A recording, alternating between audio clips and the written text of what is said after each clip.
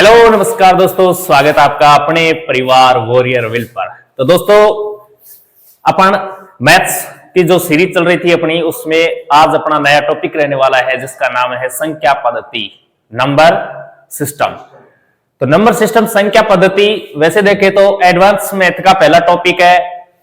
संख्या पद्धति ऐसा टॉपिक है जिसमें हमें गणित के अंदर संख्याओं का नॉलेज होता है। संख्याओं का विभाजन किस प्रकार होता है, कौन सी संख्या प्राकृत संख्या होती है, सम संख्या, विषम संख्या कौन सी होती है, अभाज्य, भाज्य, होल नंबर, पूर्णांक क्या होता है, वास्तविक संख्या क्या होती है, काल्पनिक संख्या क्या, इन सभी संख्याओं का ज्ञान हमें इस टॉपिक के द्वारा होता है।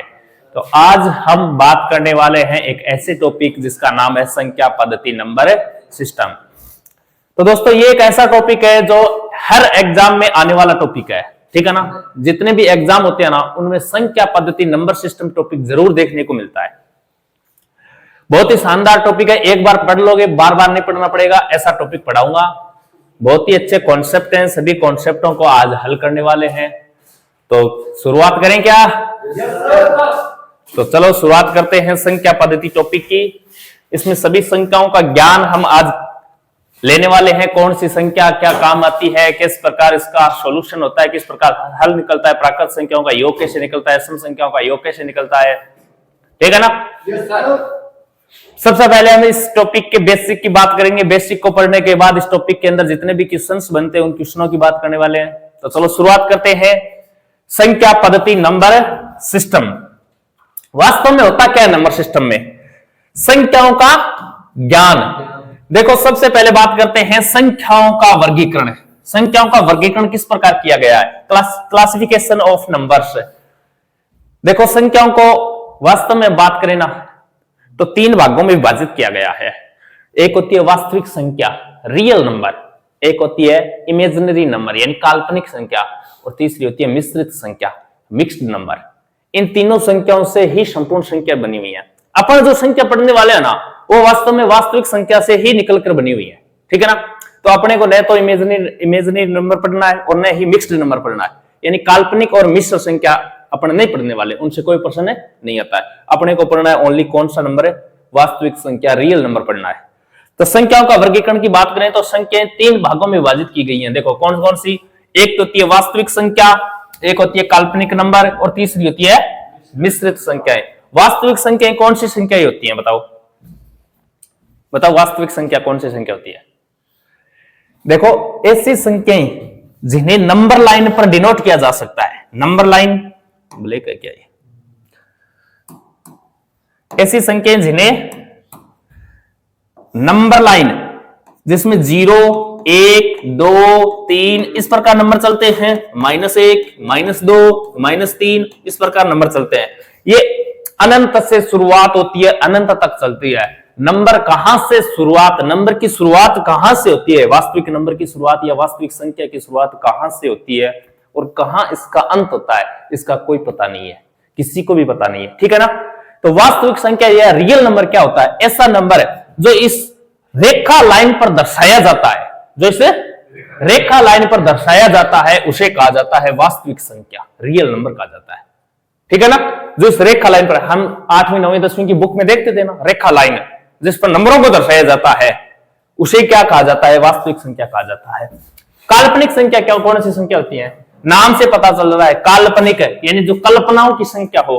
तो ऐसी भी संख्या जो कल्पनाओं में हो तो उसे भी रखा गया है, तो उसको काल्पनिक संख्या कहा गया है, ठीक है ना। इसको अपन नहीं पढ़ेंगे, इसका न तो प्रश्न आता है, लेकिन हम जानेंगे वास्तव में होता क्या है काल्पनिक संख्या। देखो, जितने भी अपूर्ण वर्गमूल होते हैं ना, अपूर्ण वर्गमूल या फिर पूर्ण वर्गमूल बोल दो, लेकिन उनका नंबर किस में होना चाहिए? माइनस में। किस में होना चाहिए? माइनस में। फॉर एग्जाम्पल मैं बोल दूं आपको, देखो माइनस का √2, इसका मान अभी कभी पढ़ा है क्या अपने को? रूट में -2 क्या होता है? मैं बोल दूं रूट में -5 क्या होता है? मैं बोल दूं रूट में -36 क्या होता है? ये कभी पढ़े हैं क्या अपने? नहीं पढ़े ना। क्यों? कि ये काल्पनिक संख्या ही होती है। वास्तव में इनका मान होता क्या है? एक नंबर होता है, देखो -1 की पावर -1 √ में, इसको बोला जाता है आयोटा। इसको क्या बोला जाता है? आयोटा। तो अगर मैं बोल दूं रूट 36 का मान क्या होता है तो आप क्या बोलोगे? 6 होगा, 6 होगा। ऐसा मान जिसको 2 बार गुणा करने पर ये 36 बन जाए तो 6 ही होगा वो। लेकिन मैं बोल दूं रूट के अंदर -36 हो तो रूट के अंदर -36 हो तो इसका मान क्या रखेंगे? तो ये होता है, देखो इसको मैं इस प्रकार लिख सकता हूं क्या? 36 गुणा -1 लिख सकता हूं क्या? अब ये -36 बन गया क्या? 36 का वर्गमूल कितना होता है? 6। और -1 का वर्गमूल करने पर क्या आता है? आयोटा। तो इसको आयोटा लिख दो, ये 6 आयोटा होता है इसका मान, ठीक है ना। तो ऐसी संख्याएं जो रूट में हो और माइनस में हो, ठीक है ना, इनको दर्शाया आयोटा के द्वारा दर्शाया जाता है। लेकिन ये अपने को पढ़ना नहीं है, ये बताया गया है उन्हें, ठीक है ना। एक होती है मिश्रित संख्याएं यानी मिक्स्ड नंबर। ये क्या होता है मिश्रित संख्या? मिश्रित संख्या होती है ऐसी संख्याएं जो वास्तविक है। कौन सी संख्या? वास्तविक संख्या और साथ में काल्पनिक संख्या। काल्पनिक संख्या, इन दोनों का अगर योग कर दे, वास्तविक संख्या और काल्पनिक संख्याओं का योग क्या कहलाता है? मिश्रित संख्या। वास्तविक संख्या जैसे सर 2 वास्तविक संख्या। वास्तविक संख्या क्या 2? बिल्कुल है, देखो जो नंबर लाइन पर हो। काल्पनिक संख्या जो आयोटा में हो, आयोटा में जैसे मैं बोल दूं 5 आयोटा, ये लो 2 + 5 आयोटा, ये वास्तविक है, ये काल्पनिक है, दोनों का योग हो रहा है क्या? तो ये कौन सी संख्या बन गई? मिश्रित संख्या। मैं बोल दूं देखो 3 - 5 आयोटा, ये लो, ये वास्तविक संख्या है क्या? ये काल्पनिक संख्या है क्या? दोनों का योग यांत्रित है, तो ये कौन सी संख्या हो गई? मिश्रित संख्या। तो वास्तविक संख्या क्या होती है, काल्पनिक क्या होती है, मिश्रित संख्या क्या होती है, पता चल गया क्या? अपने को ओनली क्या पढ़ना है? वास्तविक संख्या पढ़ना है। अपन सब संख्या पढ़ने वाले हैं ना, वो सभी संख्या वास्तविक संख्याओं से ही बनी है, ठीक है ना। इसी का ही विभाजन होता है। वास्तविक संख्या आगे जाकर एक पूर्णांक में और एक दशमलव में विभाजित होने वाली है। पूर्णांक कितने प्रकार के होते हैं? 3 प्रकार के होते हैं, धनात्मक, शून्य और ऋणात्मक, ठीक है ना। वो धनात्मक आगे चलकर प्राकृत, पूर्ण, सम, विषम इस प्रकार विभाजित हो जाएंगी। दशमलव संख्याएं आगे जाकर परिमेय, अपरिमेय, शांत दशमलव, अशांत दशमलव इस प्रकार विभाजित हो जाती है, ठीक है ना। तो अपने को ओनली वास्तविक संख्याओं से ही मतलब है। वास्तविक संख्या जिन नंबरों को हम संख्या रेखा पर दर्शा सकते हैं, ठीक है ना, उसे वास्तविक संख्या कहते हैं। आगे हम बात करते हैं तो देखो वास्तविक संख्याओं का विभाजन किस प्रकार किया गया है? एक तो पूर्णांक और दूसरा दशमलव, डेसिमल। वास्तविक संख्याओं का विभाजन 2 प्रकार किया गया है, पूर्णांक और दशमलव। पूर्णांक क्या होता है? जिसे इंग्लिश में कहा जाता है इंटीजर्स, पूर्णांक है। देखो पूर्णांक 3 प्रकार के होते हैं, एक तो होता है ऋणात्मक पूर्णांक, शून्य और धनात्मक पूर्णांक। ये क्या होता है? देखो ये लो शून्य, ये धनात्मक है क्या? ये लो धनात्मक। ये ऋणात्मक है क्या? बस यही है पूर्णांक, और कुछ नहीं है। तो बताओ जो नंबर लाइन पर दर्शाया था वही मामला है क्या? वही तो है। तो पूर्णांक में क्या आता है? शून्य, ऋणात्मक पूर्णांक और धनात्मक पूर्णांक, ठीक है। अब इन्हीं से आगे हम प्राकृत, पूर्ण संख्या ये सब पढ़ने वाले हैं, ठीक है ना। देखो जो 1 से चलकर अनंत तक जाए उन्हें प्राकृत संख्या कहेंगे क्या? कहां से बनी है? ये पूर्णांक का ही तो एक भाग है। धनात्मक पूर्णांक बोल दो जो प्राकृत का उदाहरण है। 0 से स्टार्ट करके अनंत तक चले तो पूर्ण संख्या। तो बनी तो इसी सी है क्या? इसी सी बनी है, समझ आई क्या? इसका दूसरा भाग होता है वास्तविक संख्या का, वो होता है दशमलव, डेसिमल। दशमलव कौन सा मान होता है? जो दशमलव में हो, पॉइंटों में मान हो, उसे दशमलव कहते हैं। देखो दशमलव होता है एक तो शांत और एक अशांत दशमलव को का समूह क्या कहलाता है? दशमलव। शांत और अशांत क्या होता है?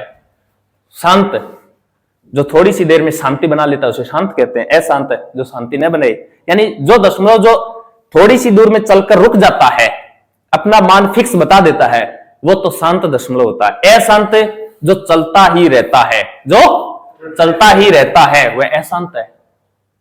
तो दशमलव शांत और अशांत प्रकार के होते हैं। अशांत फिर 2 प्रकार का होता है। तो चलो आगे हम बात करते हैं दशमलव का वर्गीकरण की। देखो एक तो होता है शांत दशमलव। शांत दशमलव जो दशमलव के कुछ अंकों के बाद क्या हो जाता है? समाप्त हो जाता है, उसे शांत कहते हैं, यानी रुक जाता है। फॉर एग्जाम्पल मैं बोल दूं, बोलो 1/2 का दशमलव रूप बताओ, 1/2 का दशमलव रूप है, आप क्या बोलोगे सर 0.5, 0.5 तो बोलोगे, इसका मतलब रुक गया क्या, ये तो शांत दशमलव है क्या, बिल्कुल ये शांत दशमलव का उदाहरण है। लेकिन मैं बोल दूं 1/3 का दशमलव रूप बताओ, तो आप क्या बोलोगे, अब बोलोगे सर 0.3333 दो चलता ही रहेगा क्या, चलता ही रहेगा, इसका मतलब ये रुकेगा नहीं, रुकेगा नहीं तो ये क्या है, अशांत है। तो शांत दशमलव और अशांत दशमलव, ऐसा मान जो रुक जाता है वह शांत दशमलव, और जो चलता रहता है वो, मैं बोल दूं 3/4 का मान बताओ, आप क्या बताओगे सर 0.75, ये तो बताओगे, इतना ही आएगा क्या मान है, इतना ही आएगा, इसके अलावा कुछ नहीं आएगा, इसका मतलब तो ये शांत दशमलव है क्या, शांत दशमलव है। मैं बोल दो 2/3 का मान बताओ, आप क्या बोलोगे सर 0.6666 चलता रहेगा क्या, चलता रहेगा, इनका भाग देंगे 2 में 3 का भाग देंगे तो ये चलता रहेगा, तो ये अशांत है क्या। तो शांत दशमलव क्या होता है, अशांत दशमलव क्या होता है, समझ में आया क्या। अब अशांत दशमलव फिर 2 प्रकार का होता है, फिर 2 प्रकार का होता है, कौन कौन सा होता है, एक तो होता है देखो रिपीटिंग, यानी एक ही अंक बार बार रिपीट होता है, उसे क्या कहा जाता है, रिपीटिंग। अशांत आवर्ती दशमलव, अशांत आवर्ती, आवर्ती यानी रिपीट होना, बताओ रिपीट हो रहा है क्या, 3 3 3 3 3 3 रिपीट हो रहा है क्या, इसे क्या बोलेंगे, अशांत आवर्ती दशमलव। एक होता है नॉन रिपीटिंग, अशांत अनावर्ती, अनावर्ती यानी जिसकी आवर्ती न हो, तो अशांत अनावर्ती दशमलव कौन सा होगा, अशांत तो होगा यानी चलता तो रहेगा लेकिन रिपीट नहीं होगा कोई नंबर, यानी सेम अंक रिपीट नहीं होगा, उसे क्या कहेंगे, अशांत अनावर्ती दशमलव। समझ में आया क्या। देखो अशांत दशमलव 2 प्रकार का होता है, एक तो होता है अशांत, अशांत अनावर्ती, आवर्ती, आवर्ती दशमलव, और एक क्या होता है अशांत अनावर्ती, अनावर्ती का मतलब है जिसकी आवर्ती न हो, यही तो बात है। अशांत आवर्ती दशमलव, अभी 2 उदाहरण लिए अपने, 1/3 का मान होता है 0.333 चलता रहता है क्या, चलता रहता है, देखो रिपीट हो रहा है क्या, रिपीट हो रहा है, तो इसको हम क्या लिख सकते हैं, 0.3 की बार भी लिख सकते हैं क्या, ये बार कोष्टक होता है, यानी बार बार जो नंबर आता है ना, देखो 3 बार बार आ रहे क्या, तो इसको 3 की ऊपर बार लगा दिया, इसका मतलब इसका अर्थ यही है कि 3 बार बार आएगा भाई साहब, ठीक है।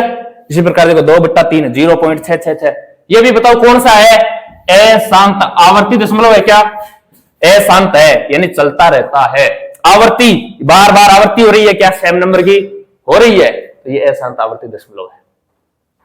और उदाहरण जैसे मैं बोल दूं 0.123 123 123 दो, बताओ ये कौन सा है, आवर्ती या अनावर्ती, आवर्ती है, देखिए क्यों, क्योंकि 123 123 123 की आवर्ती हो रही है क्या, सेम नंबर की आवर्ती हो रही है।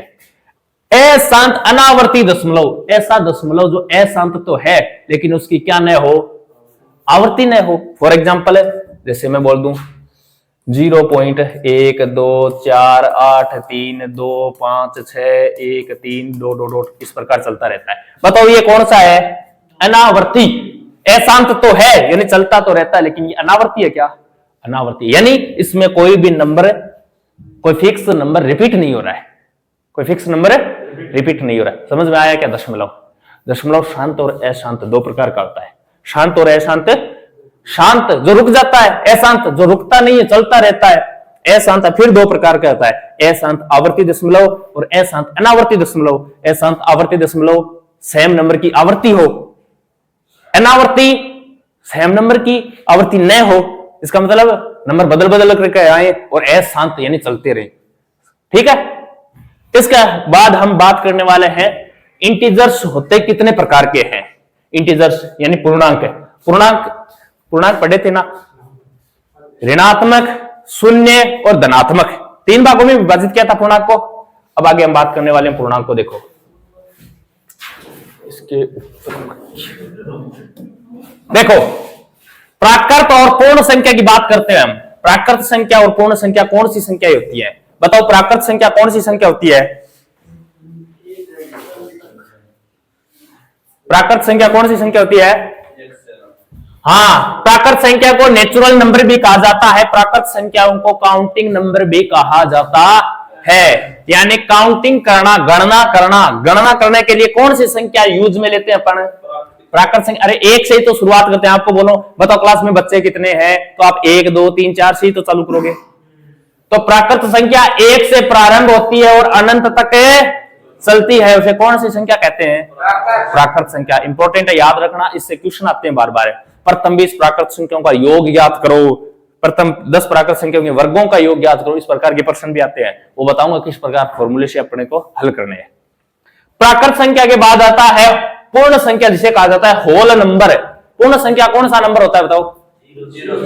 हाँ, प्राकृत संख्या में 0 ऐड कर दो।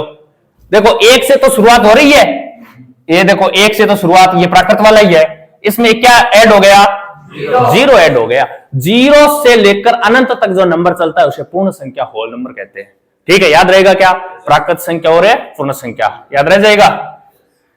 इसके बाद हम बात करते हैं, देखो सम संख्या और विषम संख्या। सम संख्या और विषम संख्या से पहले मैं कुछ बात बता रहा हूं आपको, थोड़ा सा ध्यान देना। जब भी क्वेश्चन क्या है, प्राकृत संख्या से संबंधित बता रहा हूं, ठीक है ना। प्रथम n प्राकृत संख्याओं का योग पूछे। क्या पूछे? योग। किसका? प्रथम n प्राकृत संख्याओं का योग पूछे, तो क्या करने वाले हो? n इंटू n प्लस 1/2 ये लगाओगे। लगा दोगे क्या? वेरी इंपॉर्टेंट है, ध्यान दे लेना, ठीक है ना। दूसरा लिख रहा हूं, प्रथम n प्राकृत संख्याओं के वर्गों का योग है। वर्गों का योग। बताओ क्या लिखोगे? n into n plus 1 into 2n plus 1 upon में 6। ओके। तीसरा लिख रहा हूं, अरे रुक जा यार, प्रथम n प्राकृत संख्याओं के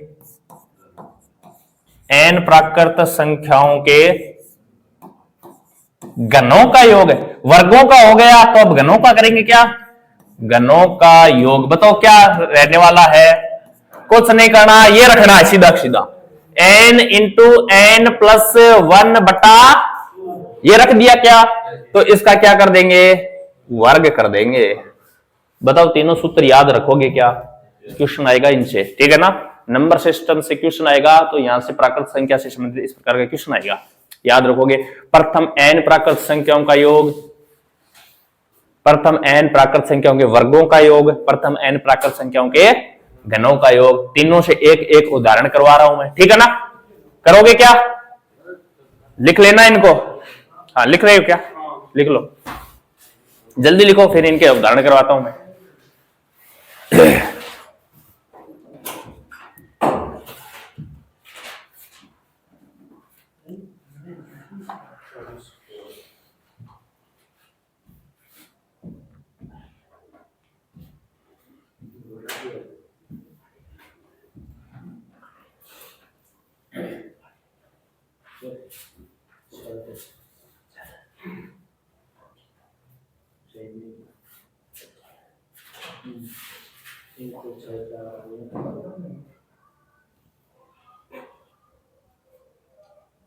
लिखा है।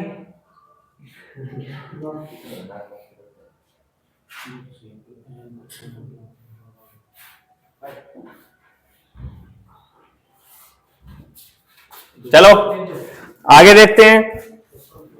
तीनों जो सूत्र लिखाए हैं उनसे संबंधित बनने वाले क्वेश्चनों की बात करते हैं हम, ठीक है।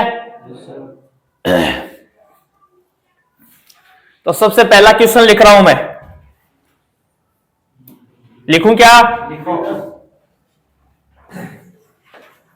प्रथम 50 प्राकृत संख्याओं का क्या ज्ञात करो? योग ज्ञात करो। ये लो, दिखाओ करके। प्रथम 50 प्राकृत संख्याओं का योग ज्ञात करो।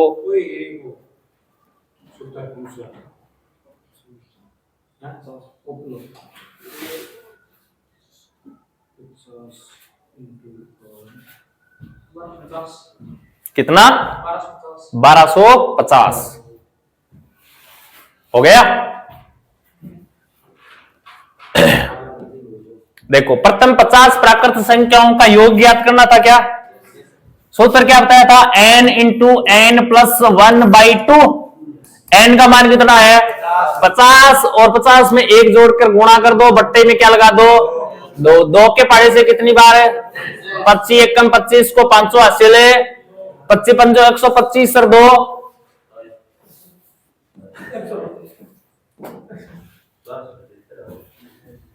अब 1250 आ रहा है कि 1275 आ रहा है, देख लो। अब मेरी बात सुनो छोटी सी। एवरेज टॉपिक हमने पढ़ लिया ना, एवरेज। अब एवरेज टॉपिक में इस प्रकार का एक क्वेश्चन आएगा, ठीक है ना? वो पूछेगा इसका औसत ज्ञात करो। किस प्रकार आता है? देखो, क्वेश्चन ऐसा आता है, प्रथम 20 प्राकृत संख्याओं का औसत ज्ञात करो। ये लो, औसत ज्ञात करो। देखो, क्वेश्चन समझ में आया क्या? प्रथम 20 प्राकृत संख्याओं का औसत ज्ञात करो। कर लोगे क्या? बताया हुआ है क्या क्वेश्चन? अरे औसत पूछ रहा है, औसत टॉपिक पढ़ लिया क्या? औसत बराबर होता क्या है बताओ? औसत बराबर होता है राशियों का योग बटा राशियों की संख्या। यही तो था। तो पहले योग निकालना पड़ेगा क्या? योग निकालने के लिए सूत्र है क्या? बिल्कुल सूत्र है, ये रहा। तो n का मान 20 रखेंगे क्या? n का मान 20 रखेंगे, हल करेंगे तो योग आ जाएगा। तो ऊपर योग रख लेंगे, नीचे संख्या है कितनी? 20 रख लेंगे। बताओ योग कितना आया? देखो, 20 गुणा 21 बटा 10, 2 से ये 10 बार, यानी 200। बताओ संख्याएं हैं कितनी? 0 से 21 का आधा कितना होता है? 11 होता है, 10.5 होता है। तो ये इसका क्या है? औसत। ये इसका उत्तर है। अब देखो, ये तो था इस प्रकार करना। इसके अलावा एवरेज टॉपिक में और भी तरीके बताए थे ना। मैंने क्या बोला? ऐसी संख्याएं जिनमें अंतर समान हो, ऐसी संख्याएं जिनमें अंतर समान हो, उनका औसत निकालने के लिए सीधा सीधा क्या करेंगे? जिनका अंतर समान हो उनमें औसत निकालने के लिए क्या करेंगे? फर्स्ट संख्या प्लस लास्ट संख्या बट्टा 2 बताया था ना। तो अब देखो, प्राकृत संख्या बोल रहा है क्या? तो प्राकृत संख्या बोल रहा है, इसका मतलब प्राकृत संख्या में तो अंतर समान होता है। अरे 1 2 3 4 अंतर समान है, इनमें अंतर समान है। तो पहली प्रथम प्राकृत संख्या कितनी होती है? 1। और कहां तक है? 20 तक है। औसत तो पूछ रहा है, तो प्रथम का और लास्ट का योग करके 2 का भाग दो, कितना आएगा? समझ में आया क्या? हाँ, अगर ये दिमाग में ना आए ना तो इस प्रकार कर लेना। कर लोगे क्या? पक्का? क्वेश्चन करो लो।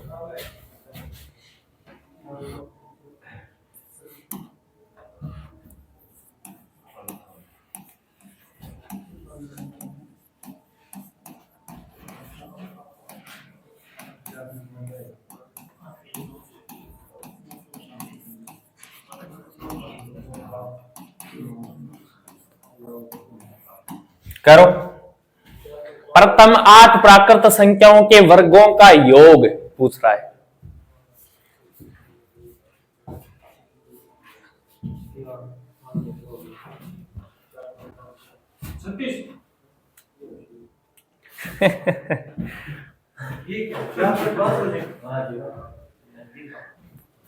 थोड़ा दिमाग तो लगाओ। वर्गों का योग है। 8 का वर्ग कितना होता है? ओनली अगर 8 का वर्ग देखे ना तो वो भी 64 होता है। तो 36 उत्तर कैसे लेके आए यार?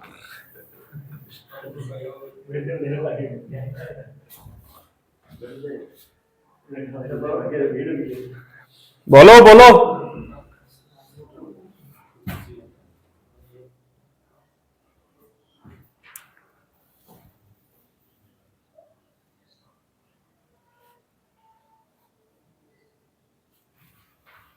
आया क्या?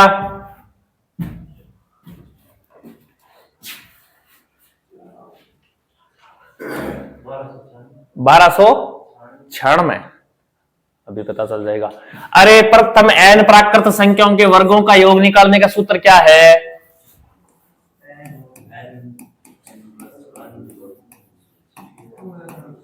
यही तो है। n का मान बताओ क्या है? बे 8 रख लो। 8 गुणा 9 गुणा 17/6। 3 के पाड़े से ये कितनी बार है?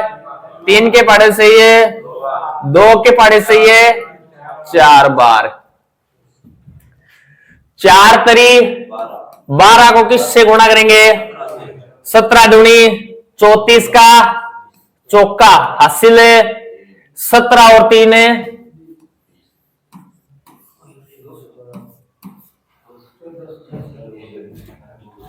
1 का स्क्वायर प्लस 2 का स्क्वायर प्लस 3 का स्क्वायर प्लस 4 का स्क्वायर प्लस 5 का स्क्वायर प्लस 6 का स्क्वायर प्लस 7 का स्क्वायर प्लस 8 का स्क्वायर।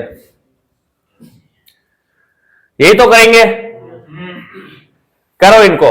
1 का स्क्वायर है, 2 का, 3 का, 4 का, 5 का, 6 का, 7 का, 8 का।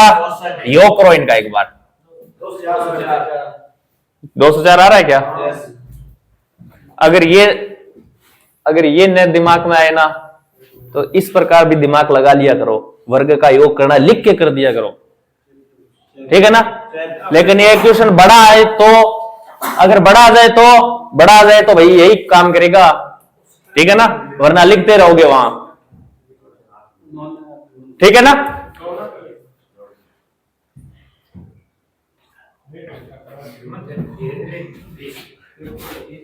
आपकी संख्या समझा दिया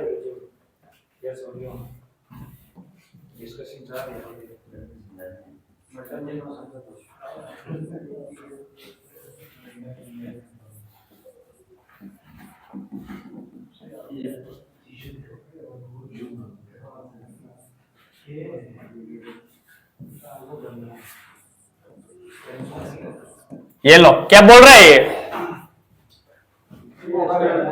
क्या बोल रहा है क्वेश्चन? हाँ, 1 से शुरुआत हो रही है क्या? 1 2 3 लगातार है क्या? इसका मतलब प्राकृत है क्या? हाँ, ये वही क्वेश्चन है। प्रथम 6 प्राकृत संख्याओं के घनों का योग ज्ञात करो। इस प्रकार लिखा हुआ आ जाए या फिर इस प्रकार लिखा हुआ आ जाए, एक ही चीज है ये, ठीक है ना? 441। अरे यही क्वेश्चन है, इसको इस प्रकार लिख दो। प्रथम 6 प्राकृत संख्याओं के घनों का योग ज्ञात करो। हिंदी में लिखाएगा तो किस प्रकार लिखाएगा? इस प्रकार। और गणित में लिखाएगा तो किस प्रकार लिखाएगा? इस प्रकार। ये दोनों एक ही चीजें हैं, 441। ध्यान रखना इसका। तो घनों का योग ज्ञात करने का सूत्र क्या बताया था अभी?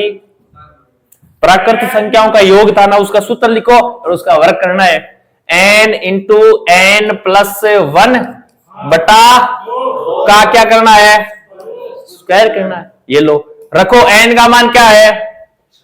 6। देखो 6 गुणा 7 बटा 2 का स्क्वायर देखो 2 के पाड़े से 6, 7 21 का स्क्वायर कितना होता है? 400। ये आंसर आ गया अपना। बताओ, आसानी तो है, हो जाएगा क्या? पक्का। प्राकृत संख्या से संबंधित इस प्रकार के ही क्वेश्चन बनेंगे। ओके, आगे चले।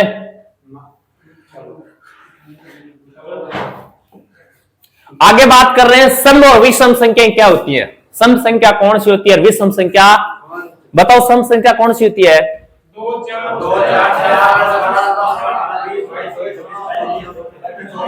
मेरी बात सुनो, अब मेरी बात सुनो। ये आप उदाहरण बता रहे हो मुझे तो 2 4 6 8 10। मैंने क्या पूछा है? सम संख्या किसे कहते हैं? जिनमें 2 का पूरा पूरा भाग जाए वे सम संख्या है। जो 2 से क्या हो जाए? विभाजित हो जाए, विषम संख्या कहलाती है। विषम संख्या जो 2 से विभाजित नहीं होती वो विषम संख्या कहलाती है। जैसे 1 3 5 इस प्रकार है। सम संख्या 2 से विभाजित हो जाइए, वरना क्या याद रखोगे? नंबर बढ़ाए तो ऐसी संख्याएं जिसका इकाई अंक 0 2 4 6 8 के रूप में हो। 0 2 4 6 8 के रूप में जिस संख्या का इकाई अंक हो वो संख्या कौन सी संख्या होती है? सम संख्या होती है। जैसे मैं बोल दूं, जैसे 10, बताओ सम है कि विषम है? मैं बोल दूं देखो 22 सम है कि विषम है? मैं बोल दूं 68, बताओ सम है कि विषम? हो जाएगा क्या? इसी प्रकार विषम संख्या क्या? जिसका इकाई अंक 1 3 5 7 और 9 के रूप में हो। जिसका इकाई अंक 1 3 5 7 और 9 के रूप में हो, वह संख्या कौन सी संख्या होती है? विषम संख्या होती है। बताओ, सम संख्या और विषम संख्या का पता चल गया क्या? मैं आपको बोल दूं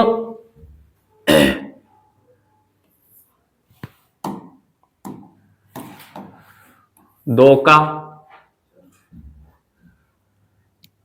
2 plus 4 plus 6 plus dot dot dot plus 20 का योग ज्ञात करो।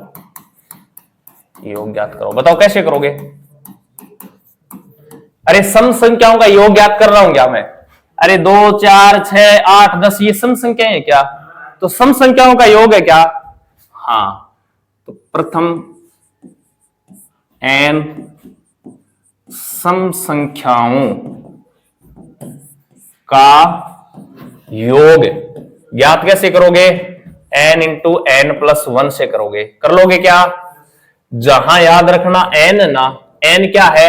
n है अंतिम पद के अंदर 2 का क्या दोगे? भाग दोगे, और जो मान आएगा वो क्या होगा? n होगा। यहां n 20 नहीं रखना। आप देखो n का मान 20 नहीं रखोगे। n बोल रहा है नंबर ऑफ टर्म्स की बात कर रहा है। नंबर ऑफ टर्म्स से यानी इसके अंदर ये टर्म कितनी है? बताओ, 2 से लेकर 20 तक चलेंगे तो कितने अंक आएंगे? 10 ही आएंगे ना। तो यहां n का मान 10 है, इस चीज का ध्यान रखना। तो यहां n का मान 20 नहीं है। कैसे पता चला 10 ही है? अंतिम पद में 2 का भाग दे लो, 10 ही आएगा क्या? रखो इसके अंदर है, ये इसका उत्तर आ जाएगा।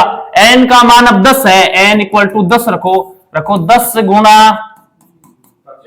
11 कितना आया? 110। समझ में आया क्या? सम संख्याओं का योग पूछे तो याद रखोगे n इंटू n प्लस 1। जहां n क्या है? अंतिम पद में 2 का भाग देंगे तब n आएगा, और उस n को इस सूत्र में रखेंगे। याद रह जाएगा क्या? पक्का। सेमी विषम संख्या होती है, देखो 1 प्लस 3 प्लस 5 प्लस 7 डॉट और मैं बोल दूं 21 का योग। यही क्वेश्चन है क्या? अब देखो विषम संख्याओं का योग पूछ रहा है क्या? ये प्रथम 21 विषम संख्याओं का योग इस प्रकार लिखा हुआ तो कोई फर्क नहीं पड़ता, ठीक है ना? यही होंगी भाई प्रथम 21 विषम संख्याएं, तो 21 तक विषम संख्याएं। प्रथम n विषम संख्याओं का योग कैसे ज्ञात करोगे? n square. क्या लगाओगे? हाँ, और जहां n इक्वल टू क्या है, n इक्वल टू याद रखना अंतिम पद, अंतिम पद में क्या जोड़ दोगे और 2 का क्या दे दोगे, ये n आएगा।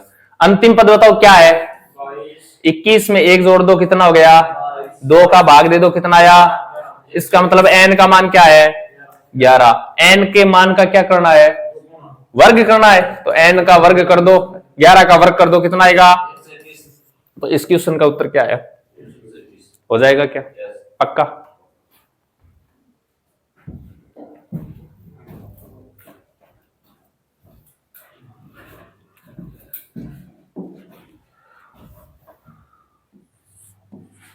प्रथम एन सम या विषम, दोनों का एक ही है।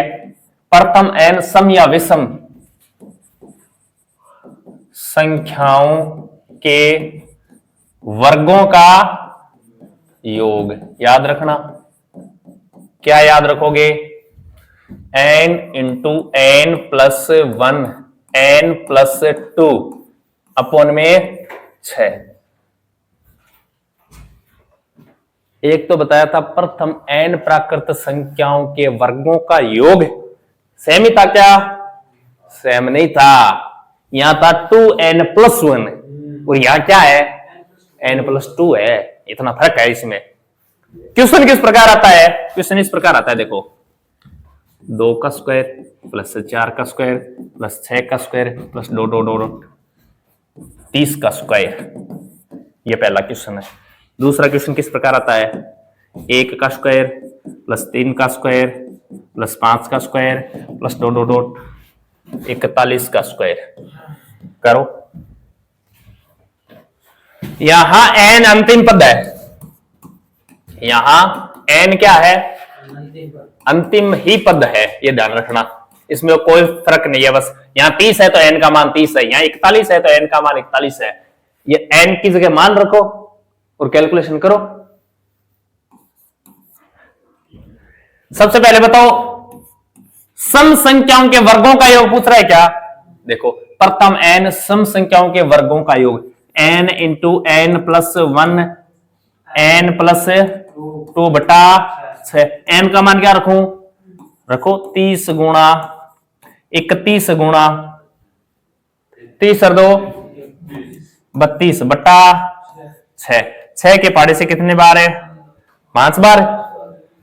करो गुणा करो, 31 को 5 से गुणा करेंगे तो 5 और 5 तरी 15 155, 155 को कितने से गुणा कर लोगे, 32 से, बताओ कितना, हासिल 1, 10 और 1 11, हासिल 1 3, 15 को 5 हासिल 1, 15 और 1 16 और 4, योग कर लो 0 6 9 4 4960। समझ में आया क्या, सेम ये कर लो।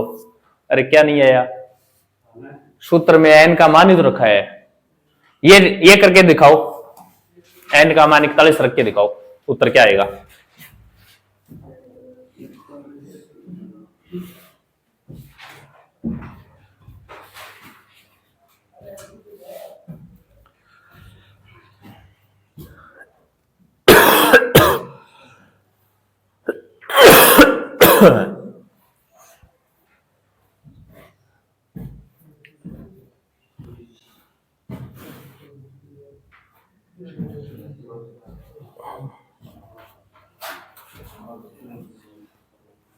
बोलो,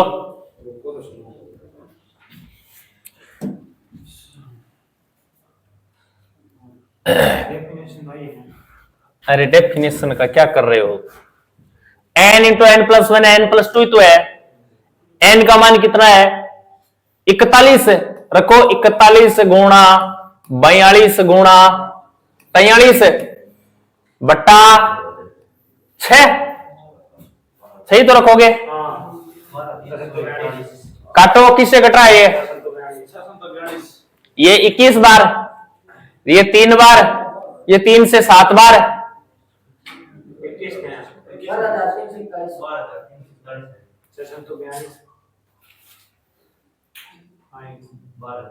अरे 2 हाँ 6 सन तो 42 एक ही बात है। मैं 2 के पहाड़े से 6 को काटा 3 बार, 2 के पहाड़े से इसको काटा 21 बार, और 3 के पहाड़े से 21 को काट दिया 7 बार, और 6 के पहाड़े से इसको काट दो सीधा सीधा 7 बार। एक ही बात है, कोई फर्क नहीं पड़ता, ठीक है ना। अब देखो 41 गुणा 7 गुणा 43 ही तो करना है, बताओ क्या है इसका आंसर है 12,341, तो ये इसका उत्तर है बस। ओके, हो जाएगा इस प्रकार क्वेश्चन। क्या याद रखना, ये सूत्र है। सम और विषम से संबंधित सभी चीजें क्लियर है ना, क्वेश्चन आएगा तो कर लोगे। आगे देखो क्या बोल रहा है, सम और विषम के नियम। देखो सम और विषम से संबंधित छोटा सा क्वेश्चन बन के आता है। किस प्रकार क्वेश्चन बन के आता है, 4 ऑप्शन देगा इस प्रकार, ठीक है ना। 4 option, option A B C और डी, सबसे ऊपर लिखेगा निम्न में से असत्य ज्ञात करो, निम्न में से असत्य ज्ञात करो। यहां देखो 4 में से एक, यहां सम की जगह विषम लिख देगा आगे, तो इसको याद थोड़ी रखोगे, सबको याद नहीं करना, अपने दिमाग से छोटा सा एक उदाहरण लेना है और उसको हल करना है, ठीक है ना। ये बोल रहा है सम को सम से गुणा करें तो क्या आ रहा है, ये बात सही है क्या, एक सम लो, सम तो 2 होती है क्या, सम 4 भी होती है क्या, सम को सम से गुणा करें तो बताओ सम आ रही है क्या, बिल्कुल सही बात है इसकी। विषम को विषम से गुणा करें तो विषम आ रही है क्या, देखो एक विषम है 3 विषम है क्या, गुणा करो विषम आ रही है क्या, इसकी बात भी सही है। क्वेश्चन बोल रहा है विषम को सम से गुणा करने पर सम आता है क्या, विषम को सम से गुणा करने पर सम आता है क्या, आता है, तो सही है इसकी बात। आगे बोल रहा है विषम में विषम जोड़ने पर विषम आता है क्या, 3 में 1 जोड़ दो, बताओ 4 सम है क्या, ये भी सही है। तो इस प्रकार ये चीजों को रटना नहीं है, दिमाग से थोड़ा छोटा सा एक उदाहरण लेना है और करके देख लेना। ओके, आगे हम बात करते हैं। देखो अभाज्य संख्या क्या होती है, अभाज्य संख्या को क्या कहा जाता है, प्राइम नंबर। बताओ अभाज्य संख्या कौन सी संख्या होती है, अभाज्य संख्या कौन सी संख्या होती है, बोलो, जो एक से स्वयं से विभाजित हो, अन्य किसी से विभाजित नहीं हो, शाबाश। हाँ, या फिर जिनके गुणनखंड क्या हो, ओनली फॉर 2, जिनके केवल 2 फैक्टर हो, 2 से अलावा कोई फैक्टर नहीं हो। या फिर सीधा सीधा सिंपल याद रखो, अभाज्य संख्या उसे कहते हैं जिसमें किसी का भाग है, किसी का भाग मतलब है यानी स्वयं को छोड़ दो और एक को छोड़ दो, इसके अलावा जाना चाहिए भाग, तो एक का क्या भाग देना, एक का तो भाग सब में ही जाता है, स्वयं का क्या भाग देना, स्वयं का भाग तो स्वयं में जाता ही है। तो अभाज्य संख्या किसे कहेंगे, ऐसी संख्या जिसमें किसी का भी भाग है नहीं जाए, याद रह जाएगा क्या, अभाज्य संख्या ऐसी संख्या जो केवल एक और स्वयं से विभाजित हो, तो वही बात हो गई। या फिर जिसके केवल यानी ओनली, जिसके केवल 2 गुणनखंड हो, 2 गुणनखंड बोल दो, ओनली 2 फैक्टर बोल दो, ये भी इसकी परिभाषा है। या फिर किसी से विभाजित न हो, किसी से विभाजित न हो, ये बोल दो। सम संख्या अभाज्य संख्या बताओ कौन सी संख्या होती है, ऐसी संख्या जो किसी से विभाजित न हो, या फिर ऐसी संख्या जिसके केवल 2 फैक्टर हो, 2 गुणनखंड हो। बताओ सबसे छोटी अभाज्य संख्या क्या है, सबसे छोटी अभाज्य संख्या 1, अच्छा 1 के अलावा 2, 1 और 2 फिर 4। अरे कहां से लेके आए हो, कहना क्या चाहते हो, बोलो। सबसे छोटी अभाज्य संख्या होती है 2, 2 के बाद 3 के बाद 5, 7, 11, 13, 17, अरे 15, 15 में 5 का भाग नहीं जाता क्या, जाता है। अभाज्य संख्या कहती है कि मैं वही संख्या हूं जिसमें या तो 1 का भाग दे दो या फिर स्वयं का दे दो, इसके अलावा किसी का भाग नहीं जाना चाहिए। हाँ गुणिज भी आगे सब बताऊंगा मैं। अब देखो छोटा सा उदाहरण दे रहा हूं मैं आपको। सबसे छोटी अभाज्य संख्या याद रखोगे, याद रखोगे, इंपॉर्टेंट है। एकमात्र सम अभाज्य संख्या, अरे दो एकमात्र सम अभाज्य संख्या, इसके अलावा कहीं सम आएगा क्या? इसके अलावा सम आते ही 2 से विभाजित हो जाएगी क्या? 2 से विभाजित हो जाएगी तो सम संख्या की परिभाषा फेल हो जाएगी। ये बोल रहा है किसी और से विभाजित भी नहीं होना चाहिए। बताओ ये 2 है, ये तो स्वयं 2 ही है, इसमें 2 का ही भाग जा रहा है जो स्वयं ही नंबर है। इसके अलावा कहीं अगर सम नंबर आया तो वो 2 से विभाजित हो जाएगा क्या? 2 से विभाजित होते ही इसकी जो परिभाषा है वो फेल मार जाएगी। तो एकमात्र है क्या सम अभाज्य नंबर? एकमात्र है क्या? एकमात्र ही है 2। याद रखोगे 2 एकमात्र सम अभाज्य संख्या है। सबसे छोटी अभाज्य संख्या है। सबसे छोटी विषम अभाज्य संख्या कौन सी है बताओ? हाँ शाबाश 3। अरे ये दिखाई नहीं दे रही है क्या? सबसे छोटी विषम अभाज्य, विषम कौन सी होती है? 1 3 इस प्रकार चलती है क्या? तो मैंने तो बोल दिया अभाज्य 2 से स्टार्ट होती है, तो 2 3 तो ये 3 है। 1 न तो भाज्य होती है न अभाज्य होती है। क्या? हाँ बिल्कुल प्रश्न बनता है। प्रश्न आएगा 2 अंकों की सबसे छोटी अभाज्य संख्या, शाबाश। 1 अंक की सबसे बड़ी अभाज्य संख्या 7। इस प्रकार के प्रश्न आएंगे, छोटा से छोटा क्वेश्चन आएगा तो ठीक है ना। तो क्वेश्चन आता है 1 से 100 तक कितनी अभाज्य संख्याएं होती हैं? याद रखोगे कितनी? 25। ठीक है ना। 1 से 50 तक कितनी अभाज्य संख्याएं होती हैं? 1 से 50 तक कितनी अभाज्य संख्या होती है? याद रखोगे 15। क्या याद रखोगे? 15। और 50 से लेकर 100 तक है 50 से लेकर 100 तक है 10। अरे 25 होती है, जिसमें 1 से 50 तक 15 हो गई, तो 50 से 100 तक 10 होंगी, टोटल 25 होगी क्या? बताओ 2 3 5 7 13 17 आगे बताओ।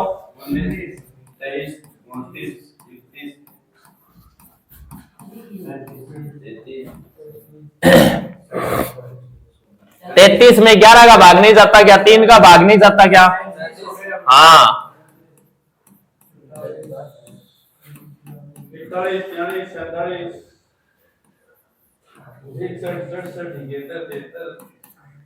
और बोलो। 61 के बाद है 67 है 71 है 73 है 79 83 89 97। एक बार इनकी गणना करो कितनी है। अरे गिनकर देख लो, गलती से कोई और ने लिखे जाए। कितनी है? 26 हो गई। 1 2 3 4 5 6 7 8 9 10 11 12 13 14 15 16 17 18 19 20 21 22 23 24 25। याद रखोगे क्या? क्वेश्चन आता है 80 से 90। क्वेश्चन आता है 80 से 90 के बीच कितनी अभाज्य संख्याएं होती हैं? बताओ 80 से 90 के बीच कितनी है? 2। तो 1 से 100 तक अभाज्य संख्या याद होनी चाहिए ये, ठीक है ना। क्वेश्चन आता है प्रथम 5 अभाज्य संख्याओं का औसत ज्ञात करो। प्रथम 5 अभाज्य संख्याओं का औसत ज्ञात करो। तो अभाज्य संख्याओं को जोड़ना ही पड़ेगा 5, और कुछ नहीं करना। अभाज्य संख्याओं को जोड़ना पड़ेगा, जोड़ के 5 का भाग देना पड़ेगा। तो पता होना चाहिए सबसे छोटी अभाज्य संख्या कौन सी होती है और उसके बाद क्रम से कौन सी होती है, ठीक है ना। याद रह जाएंगी क्या? सबसे छोटी अभाज्य संख्या 2 और 3 एकमात्र जोड़ा है जिसमें 1 का अंतर है। ये ध्यान रखना, ये यही क्वेश्चन बनेंगे इनमें से। ये उदाहरण दे रखे हैं 17। देखो ये पूरी मैंने 100 तक लिख दी है, ठीक है ना। क्वेश्चन है 1 से 100 तक कितनी अभाज्य संख्याएं होती हैं? बताओ याद क्या रखोगे? 25। क्वेश्चन आता है 1 से 50 तक कितनी अभाज्य संख्याएं होती है? याद रखोगे 15। क्वेश्चन आता है 50 से 100 तक कितनी अभाज्य संख्या होती है? 10।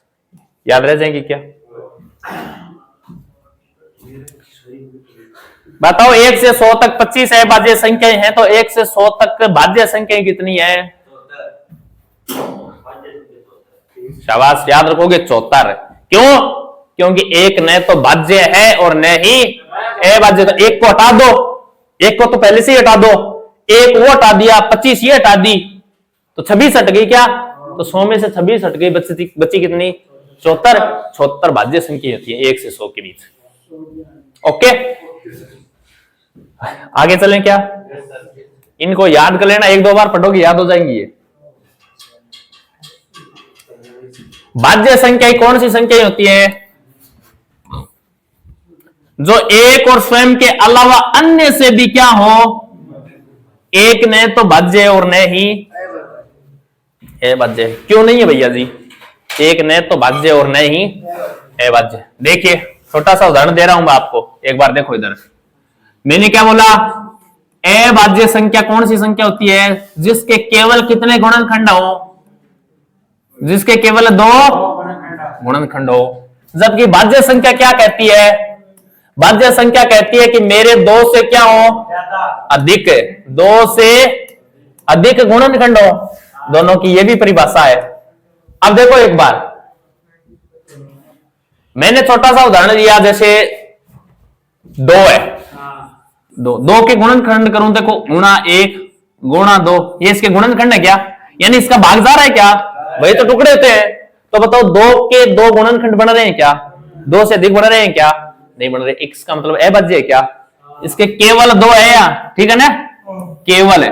केवल 2 ही गुणनखंड होने चाहिए, 2 से अधिक होते ही ये अभाज्य की फैमिली में शामिल नहीं होगी। जैसे मैं बोल दूं सर 4 के गुणनखंड बोलो, गुणा 1 गुणा 2 गुणा 4, बताओ 2 से अधिक हो गए क्या? 2 से अधिक होते ही अभाज्य वाला मामला फेल। तो यहां जाएगी क्या?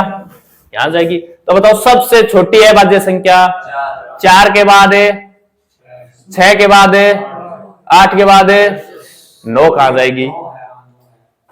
9 कहां जाएगी फिर? 9 10 12, ठीक है ना, और 14 15, इस प्रकार ये है। याद रह जाएगी क्या? अब एक न तो भाज्य और न अभाज्य, ये कैसे हुआ? देखो एक सबसे पहले आया भाज्य के पास, मुझे क्या बोला? बोले मुझे शामिल कर लो। बोले शामिल कर लो, तो शामिल कर लेंगे। तो हम तो कहते हैं कोई भी संख्या अभाज्य तभी होगी जब उसके कितने गुणनखंड हो? 2 गुणनखंड हो। तो 1 के 2 गुणनखंड हो सकते हैं क्या? 1 का तो गुणा 1 ही होता है, और कौन सा टुकड़ा है इसका? बोले भाग जाए यहां से। यानी मेरी कंडीशन तुम क्या नहीं कर रहे हो? हाँ, फॉलो ही नहीं कर रहे हो। 1 दौड़कर आया भाज्य के पास, बोला मुझे कि क्या भाज्य में शामिल कर लो। तो भाज्य कहता है मेरे पास तो कंडीशन है उससे भी बड़ी है, 2 से क्या होना चाहिए? अधिक गुणनखंड होना चाहिए।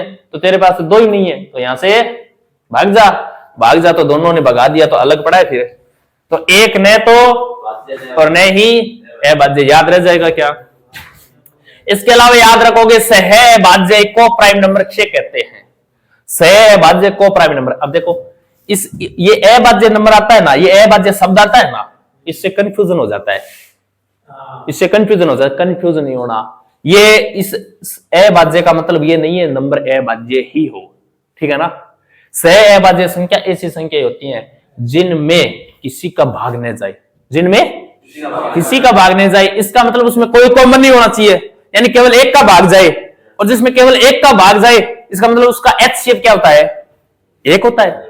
उसका HCF है 1 होता है। एक का भाग जाए, इसका मतलब उसका HCF ही 1 होता है, जिसमें कोई कॉमन ना हो। ऐसी संख्याओं को क्या कहते हैं? सहअभाज्य संख्या कहते हैं। जरूरी नहीं है वो अभाज्य ही हो, ठीक है ना। इस नाम से कंफ्यूज मत होना। जिनका महत्तम समापवर्त कितना हो? 1, यानी जिसका HCF 1 हो, वो सभी संख्याएं कौन सी संख्या होती हैं? सहअभाज्य संख्या। कोई भी 2 नंबर लो, कोई भी 2 नंबर लो, जैसे मैंने ले लिया 15 16। इनमें बताओ 1 के अलावा कोई का भाग जा रहा है क्या? 1 के अलावा कोई कॉमन है क्या?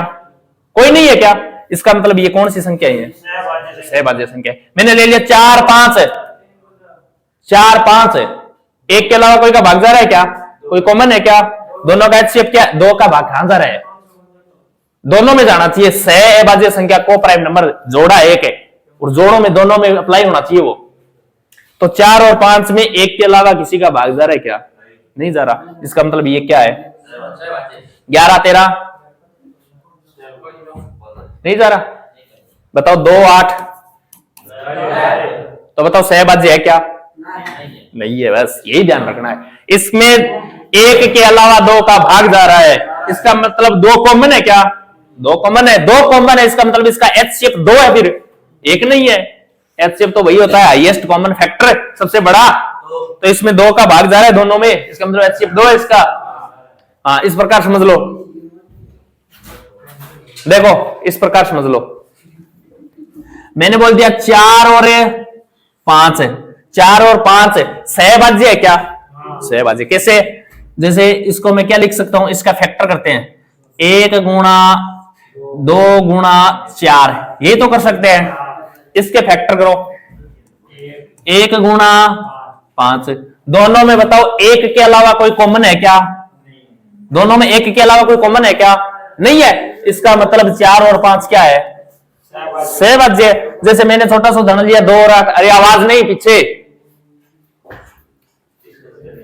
2 और 8, इसके फैक्टर करो, 1 गुणा, इसके फैक्टर करो 2 गुणा 2 गुणा 2। हाँ, एक और लिख दो, ये लो। बताओ एक के अलावा भी कॉमन है क्या?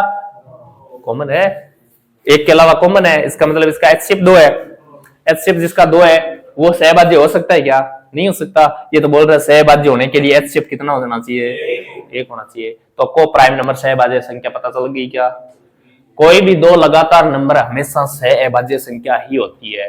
कोई भी 2 लगातार नंबर, कुछ भी 2 लगातार नंबर है, जैसे 51 52 है, लगातार है क्या? इसका HCF कितना है? 1 ही है। दोनों में एक का ही भाग जा रहा है, कुछ कॉमन नहीं है, एक ही कॉमन है, इसके अलावा कोई कॉमन नहीं है, कोई का भाग नहीं जा रहा। ठीक है ना? कुछ भी ले लो चाहिए, जैसे 78 79, बताओ।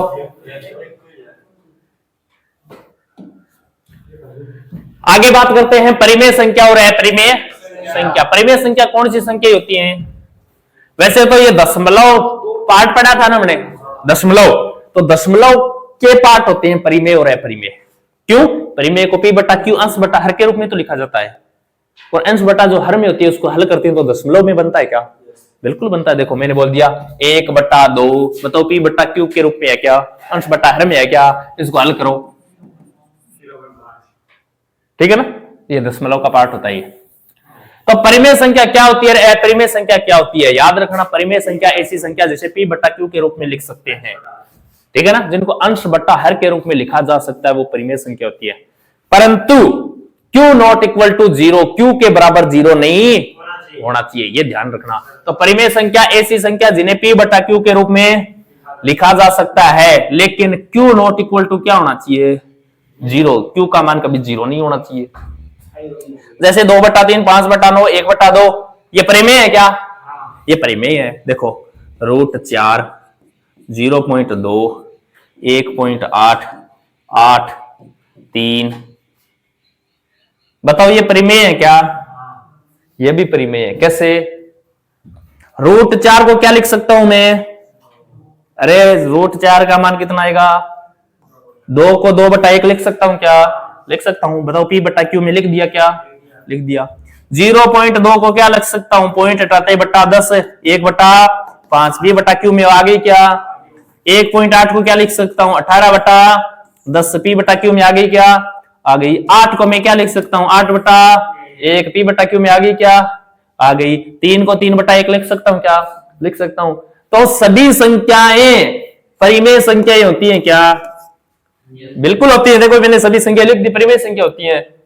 परिमेय संख्या कौन सी नहीं होती? जिनका Q का मान 0 होता है वो परिमेय संख्या नहीं होती। और कौन सी नहीं होती? जो अपरिमेय में शामिल होती है वो परिमेय नहीं होती। Q का मान 0 क्यों नहीं होना चाहिए? मैंने बोल दिया 5 बटा 0, ये तो बोल रहा है Q का मान 0, यानी कोई संख्या P बटा Q के रूप में है तो वो संख्या क्या है? परिमेय रेशनल नंबर है। लेकिन ये बोल रहा है Q का मान 0 नहीं होना चाहिए। मैंने Q का मान 0 कर दिया भाई साहब। अब बताओ इसका उत्तर क्या आएगा? अरे 0 नहीं आएगा, इसका उत्तर आएगा अपरिभाषित है। क्या आएगा? अपरिभाषित आएगा। 0 बटा 5 का उत्तर 0 आता है। ये ध्यान रखना, तभी तो बोला गया है परिमेय संख्या में q का मान 0 नहीं होना चाहिए। जब किसी संख्या में 0 का भाग देते हैं तो उसका उत्तर क्या आता है? अपरिभाषित अनंत आता है, ठीक है ना। 0 से जो टकराएगा 0 रह जाएगा, 0 से जो टकराएगा 0 रह जाएगा, 0 जिसके टकराएगा समझ में नहीं आएगा, क्यों कि इसका मान क्या होता है? अपरिभाषित होता है। याद रह जाएगा क्या? याद रह जाएगा। तो परिमेय संख्या पता चला क्या? अपरिमेय संख्या किसे कहते हैं? अपरिमेय संख्या ऐसी संख्याओं को कहते हैं जो अपूर्ण वर्गमूल हो। अपूर्ण वर्गमूल, अपूर्ण वर्गमूल तो ये होती है, देखो √2, √3, √5, इनका मान निकाल सकते हैं क्या? अरे निकाल तो सकते हैं, लेकिन ये पॉइंटों में चलेगा। क्या चलेगा? पॉइंटों में चलेगा। इसका 2 का मान पॉइंटों में चलेगा, ठीक है ना। 1.4, 1, 4, 2 इस प्रकार चलता रहेगा ये। यानी क्या है ये अशांत अनावर्ती दशमलव का मान। अरे इनको हल करेगा ना, मोबाइल में हल करके देखना, √5 को हल करके देखना, ये डॉट डॉट डॉट चल के आगे एन रूप में, ई रूप में इस प्रकार दे देगा आपको। कहने का मतलब है ये चलता रहेगा। क्या चलता रहेगा? ये अशांत अनावर्ती दशमलव होता है। तो अपरिमेय संख्या कौन सी संख्या होती है? जिन्हें p/q के रूप में व्यक्त नहीं कर सकते। अब इनको p/q के रूप में व्यक्त कर सकते हैं क्या? नहीं कर सकते। छोटा सा उदाहरण देखो, मैंने बोला 1/2 है, 1/2 ही तो है। अब इसको देखो 1/2 को पॉइंट, एक अंक के बाद पॉइंट है तो नीचे 10 लगा देते हैं ना, ठीक है ना। एक अंक के बाद पॉइंट हो तो 12/10 p/q में लिख देते हैं। मैं बोल दूं 0.333 डॉट इन्फिनिटी तक जाता है ना, इसको 0.3 का बार लिख सकते हैं हम, क्योंकि ये बार बार आता है। और इस बार को हल करने के लिए 3/9 लिखा जाता है। इसको, इस बार को हटाएंगे तो 3/9 लिख देते हैं। 0.33 मान किसका आता है? ये 1/3 का मान ही तो आता है। इसको 3 की बार लिख सकते हैं क्या? लिख सकते हैं। 3 की बार को हल करते हैं तो 3/9 लगाते हैं। क्यों लगाते हैं ये आगे मैं बताऊंगा। इसको वापस से हल करेंगे तो 1/3 आएगा क्या? आएगा। इसका मतलब इसको भी लिख सकते हैं p/q के रूप में, लिख सकते हैं ना। तो शांत आवर्ती दशमलव परिमेय संख्या होती है, शांत आवर्ती दशमलव। लेकिन अशांत है, सॉरी ये अशांत है, अनंत तक जा रही है, शांत नहीं। अशांत आवर्ती दशमलव परिमेय संख्या होती है, लेकिन अशांत अनावर्ती दशमलव अपरिमेय संख्या होती है। क्यों? मुझे एक बात बताओ आप, मैं बोल दूं देखो 0.32156813269 डॉट और चल रहा है। बताओ इसको p/q में लिख सकते हो क्या? बताओ क्या लिखूं ताकि इसके नीचे कितने 0 लगा दूं? क्या हटाऊं? ये पॉइंट हटाकर नीचे ये कितने नंबर हैं ताकि इसके नीचे 0 लगा दूं? पता चल रहा है क्या? क्यों? क्योंकि ये अनंत तक जा रहा है। क्या? ये अशांत अनावर्ती दशमलव है। तो यही तो बोल रहा है जिन्हें p/q के रूप में व्यक्त नहीं किया जा सकता वो कौन सी संख्या होती हैं? अपरिमेय संख्या। किन्हें व्यक्त नहीं किया जा सकता p/q के रूप में? जो अपूर्ण वर्गमूल होते हैं उन्हें व्यक्त नहीं किया जा सकता। क्यों? कि ये चलता रहता है। तो चलता रहता है तो बताओ बट्टे में क्या लगाई? यहां मैंने बोल दिया एक अंक के बाद में पॉइंट था तो हटा के एक अंक के बाद में पॉइंट है तो नीचे एक 0 लगा देते हैं, यानी 10 लगा देते हैं। बताओ यहां क्या लगाई नीचे? पता चल रहा है क्या? इसका मतलब इसको p/q के रूप में व्यक्त नहीं कर सकते। तो परिमेय और अपरिमेय याद रहेगा, रह जाएगा क्या? अब एक छोटा सा उदाहरण और दे रहा हूं, देखो एक आता है पाई का मान, ये पाई है, ये क्या है? पाई है। पाई का p/q के रूप में मान तो होता है 22/7 और दशमलव में मान होता है 3.14 डॉट इस प्रकार चलता है। अगर क्वेश्चन में आ जाए 22/7 परिमेय है या अपरिमेय, तो बताओ क्या बताओगे? परिमेय ही बताएंगे। क्यों? कि इनको p/q के रूप में लिखा गया है। क्या लिखा गया है? परिमेय यही तो बोल रहा है कि मुझे p/q के रूप में लिख दो, मैं परिमेय हूं। तो 22/7 पाई का मान 22/7 परिमेय है क्या? बिल्कुल परिमेय है। पाई का मान 3.14 डॉट ये बताओ परिमेय क्या? अपरिमेय? ये अपरिमेय है। ये तो चलता रहता है तो इसको बट्टे में क्या लिखेंगे? तो अगर 3.14 बोले तो इसका उत्तर क्या होगा? अपरिमेय होगा।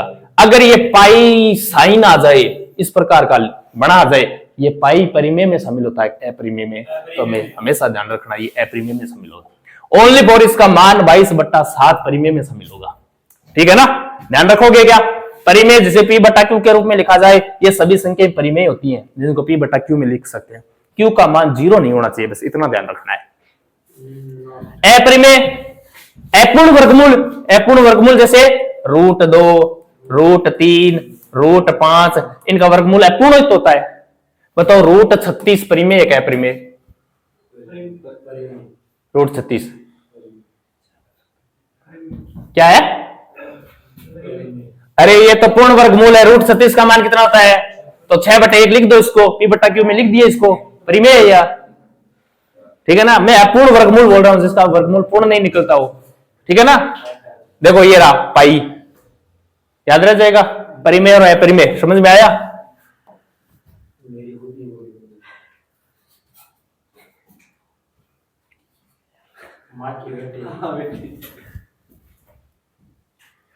आगे देखो क्या है, जातीयमान और वेरी इंपॉर्टेंट चीजें हैं। देखो एकदम आसान है लेकिन प्रश्न आता है इनका। जातीयमान क्या होता है और स्थानीय मान है क्या होता है? याद रह जाएगा क्या? जातीयमान और स्थानीय मान।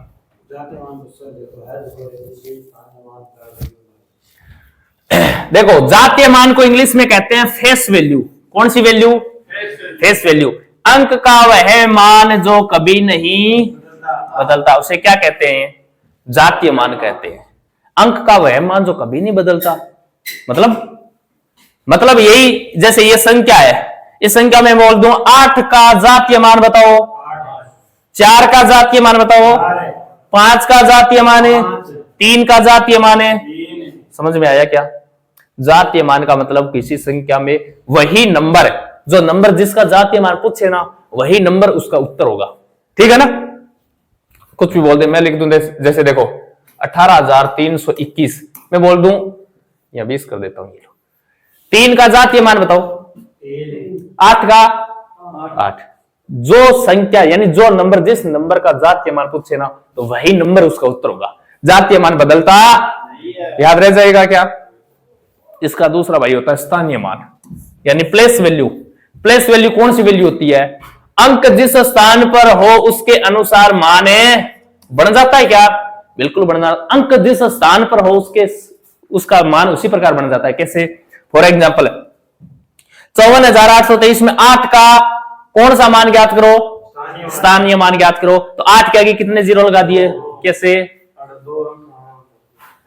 क्योंकि 8 कौन से स्थान पर है? इकाई, दाई और सैकड़े पर है क्या? और सैकड़े के लिए क्या लगाते हैं? 100 लगाते हैं, 2 जीरो लगाते हैं। तो जिस अंक का बोले उसके आधार पर उसका मान बता देंगे। मुझे बताओ 4 का स्थानीय मान बताओ। 4,000। दाईं तरफ जितने अंक होते हैं उतने क्या लगा देना? 0। यही बस बात है। स्थानीय मान के अंदर दाईं तरफ जितने अंक हो ना, उतने 0 लगा देना। 3 का पूछे 3 होता है, 3 ही होगा। इसके बताओ इधर कोई अंक है क्या? तो 0 लगा सकते हो क्या? नहीं लगा सकते। इसका बताऊंगा मैं। इकाई अंक होता है ना, इकाई अंक है। कौन सा अंक है? कौन सा अंक होता है? तो इकाई अंक, लास्ट का ये पहले वाला, इकाई, दाई, सैकड़ा इस प्रकार गिनते हैं। तो इकाई अंक ये पहले वाला है। इकाई अंक का जातीय मान है और स्थानीय मान है क्या होते हैं? सेम ही होते हैं। इकाई अंक का जातीय मान और स्थानीय मान है सेम ही होता है। कैसे? बताओ 3 का जातीय मान क्या होता है और 3 का स्थानीय मान है? सेम हुआ कि नहीं हुआ? हो जाएगा क्या? पक्का?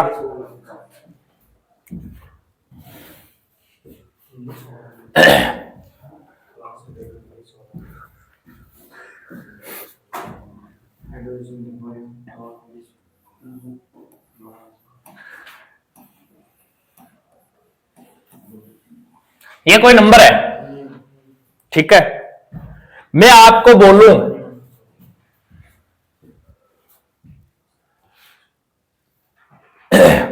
कि मुझे 4 का स्थानीय मान बताओ, क्या बताओगे? क्या बताओगे? 0.0। शाबाश। अब देखो ये पॉइंट में मान है क्या? पॉइंट में मान है क्या? तो इस 4 को 4 लिखना है। पॉइंट से पहले बताओ कितने अंक है, 1 है, तो इसके यहां 0 लगा दो और पॉइंट लगा दो। पहला तरीका तो ये है।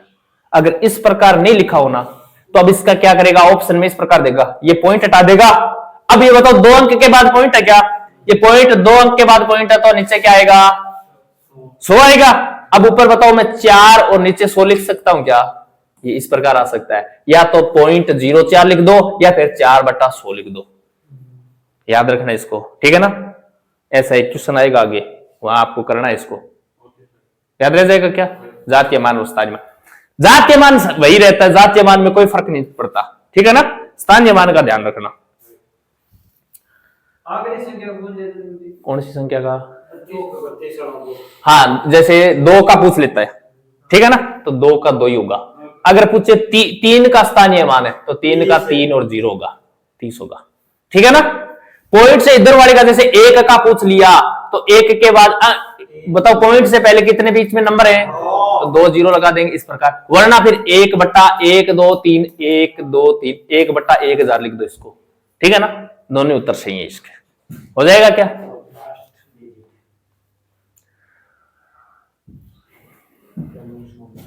एक 0 याद रखना, 0 का स्थानीय मान और जातीय मान भी सेम ही होता है। देखो 26 0 178 ये कोई नंबर है। मैंने बोला 0 का जातीय मान बताओ, आप क्या बोलोगे, 0 ही तो बोलोगे, जातीय मान तो वही होता है, जो नंबर होता है वही होता है।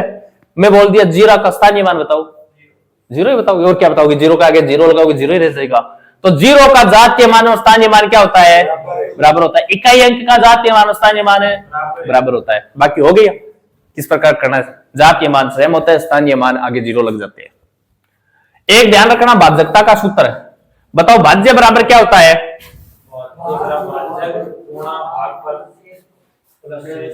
क्या होता है, भाज्य बराबर भाज्य गुणा भागफल प्लस शेषफल।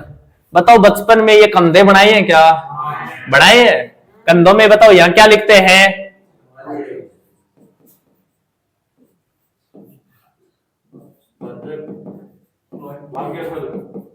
भाग्यफल नहीं होता, भागफल होता है। हाँ बताओ ये बनाई है क्या, अरे भाग इसी प्रकार ही तो देते हैं। ये जिसके अंदर भाग देते हैं वो तो होता है भाज्य, जिसका भाग देते हैं वो होता है, भाग देने पर जो प्राप्त होता है फल वह क्या होता है, भाग फल, और जो शेष बच जाता है उसे शेष फल। फॉर एग्जाम्पल 8 के अंदर 5 का साहब भाग देना है, तो 8 ये 2 कंधे और 5 का क्या दे रहे हैं, 5 एक कम है, भाग कितनी बार गया, शेष कितना बचा, 3। बताओ ये क्या है, भाजक है। इसका मतलब जिसका भाग देते हैं वो भाजक होता है क्या, जिसमें भाग देते हैं वो क्या होता है, और जो आगे प्राप्त होता है फल वो कौन सा फल होता है, भाग फल है, और नीचे बचता है उसे शेष फल। अब देखो अगर ये मध्य का मान हमें प्राप्त करना है, मध्य का मान जैसे ये भाज्य, अगर ये भाज्य प्राप्त करना है तो मैं बोल दूं कि इन दोनों कंधों को क्या कर दो, गुणा कर दो, और शेष फल को क्या कर दो, इसमें जोड़ दो, तो ये बीच वाला मान प्राप्त हो जाएगा क्या। देखो 5 को 1 से गुणा कर दो और 3 जोड़ दो, बताओ कितना प्राप्त होया, इसका मतलब बीच वाला मान प्राप्त हो गया क्या। हाँ, भाज्य अगर प्राप्त करना है तो कंधों के मान को क्या कर दो, गुणा कर दो और शेष फल को जोड़ दो, यही तो कर रहा है ये भाज्य। भाज्य बराबर कंधों के मान कौन से हैं, भाज्य गुणा भागफल, इनको क्या कर रहा है, और शेष फल को क्या कर रहा है, जोड़ रहा है। याद रह जाएगा क्या, याद रखना, सीधा सीधा पूछ लेता है ये। ओके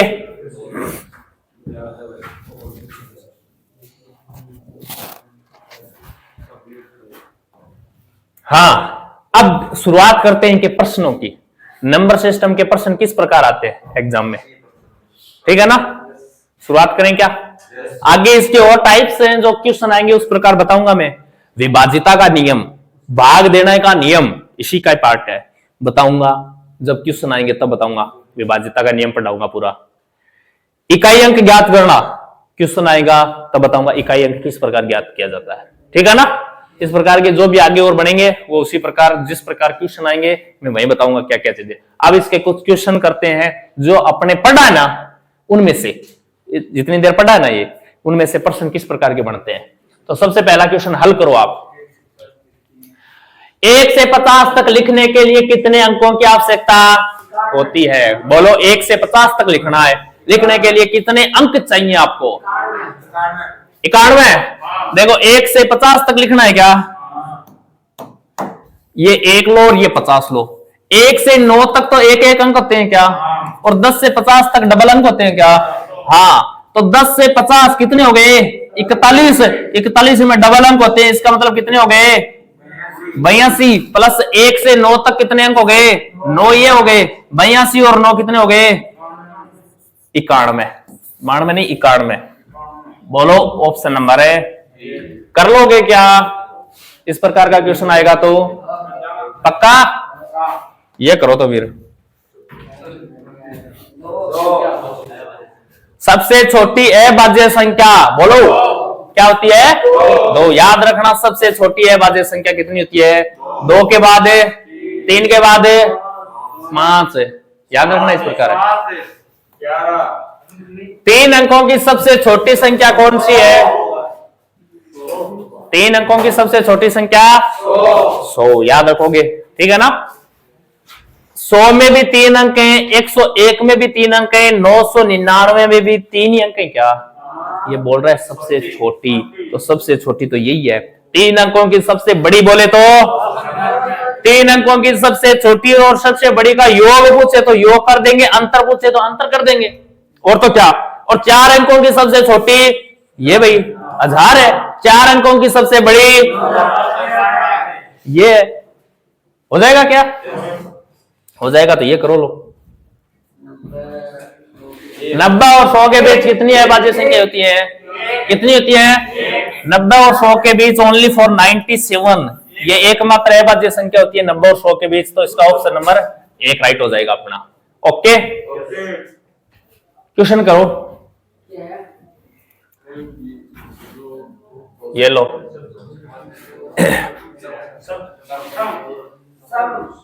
कोई भी संख्या जो 2 से पूर्णतः विभाजित हो सकती है कहलाती है। बताओ 2 से विभाजित है उसे क्या कहते हैं? सम संख्या कहते हैं भाई साहब। ये लो पढ़ गया है अपन। और 2 से विभाजित नहीं होती उसे विषम संख्या कहते हैं। आगे करो, क्वेश्चन करो। ये हमेशा एक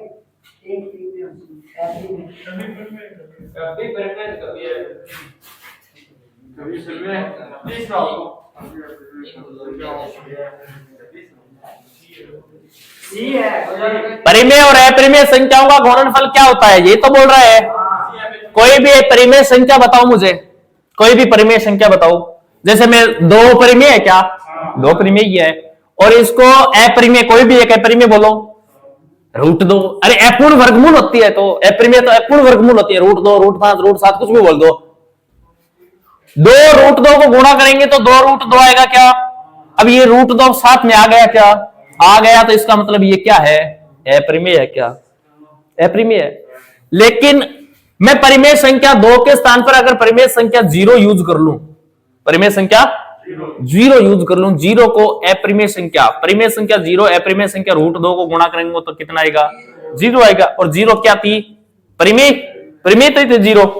तो बताओ परिमेय और अपरिमेय का गुणनफल अपरिमेय भी आ रहा था और परिमेय भी आ रहा है क्या? तो ये क्या बोलेगा? कभी अपरिमेय और कभी परिमेय संख्या। ये इसका उत्तर होगा, ठीक है ना?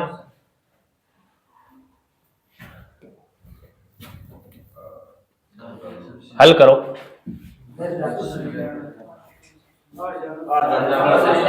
4 अंकों की सबसे बड़ी और सबसे छोटी संख्या का योगफल ज्ञात करो। 4 अंकों की सबसे बड़ी संख्या कौन सी होती है? और सबसे छोटी?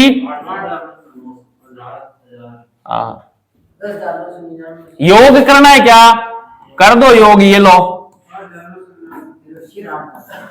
अरे दिमाग के पहले दिखा के लाना पड़ेगा क्या है? हो जाएगा। अरे ये बोल रहा है कि इसका उत्तर कितने अंक का होना चाहिए, ये तो बोल रहा है 4 अंकों की संख्या सबसे बड़ी और सबसे छोटी का योग ज्ञात करो। योग चाहिए, आप छोटा हो बड़ा हो क्या मतलब है उससे, समझ में आई क्या? तो ये 4 अंकों की हो 5 अंकों की हो क्या मतलब है? ये तो बोल रहा है जो योग कर रहे हो ना वो कितने कितने की होनी चाहिए, 4 अंकों की, एक बड़ी होनी चाहिए एक छोटी होनी चाहिए, ये कंडीशन सही होनी चाहिए अपनी। आगे बोलो।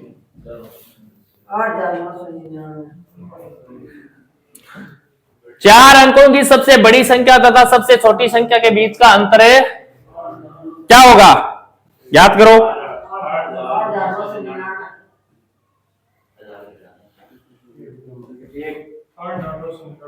8,999। 4 अंकों की सबसे बड़ी संख्या कौन सी होती है, 999 और सबसे छोटी करो अंतर, 9 में से 0 जाएगा, 0 जाएगा, 9 में से 1 जाएगा, तो 8,999। ओके, हो जाएंगे इस प्रकार के क्वेश्चन क्या, ये करो तो फिर करो। 1 और 32 के बीच सभी विषम संख्याओं का योग ज्ञात करो।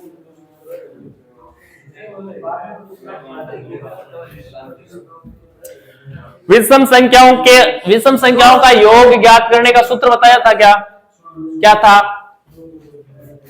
बोलो बोलो भैया बोलो।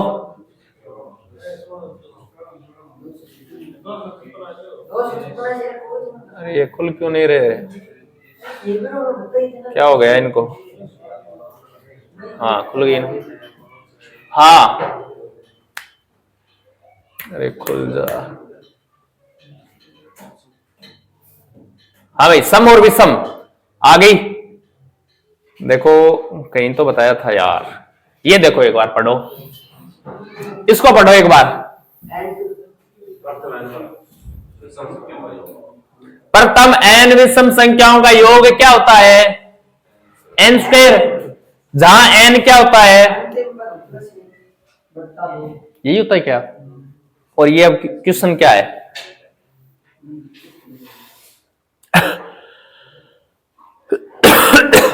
ये क्वेश्चन क्या है, पढ़ो एक बार।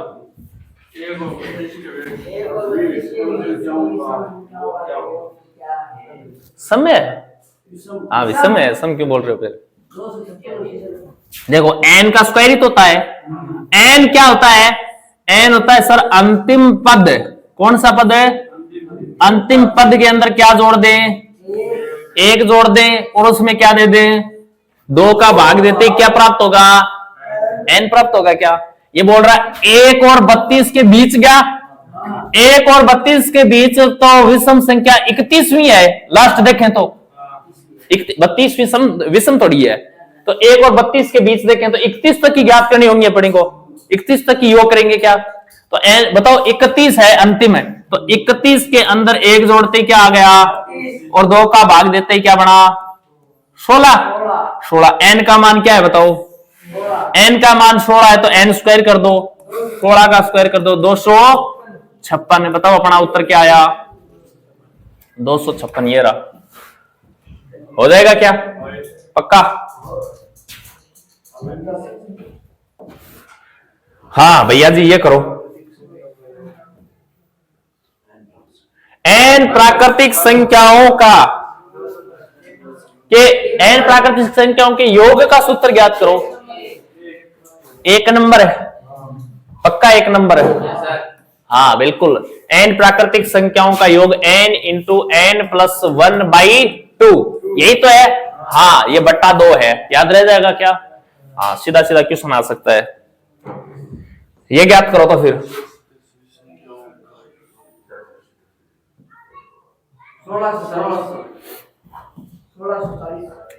क्वेश्चन बोल रहा है 41 से 80 तक की सभी सम संख्याओं का योग ज्ञात करो, क्या सूत्र क्या पढ़ा था हमने, सम संख्याओं का योग ज्ञात करने का सूत्र क्या था,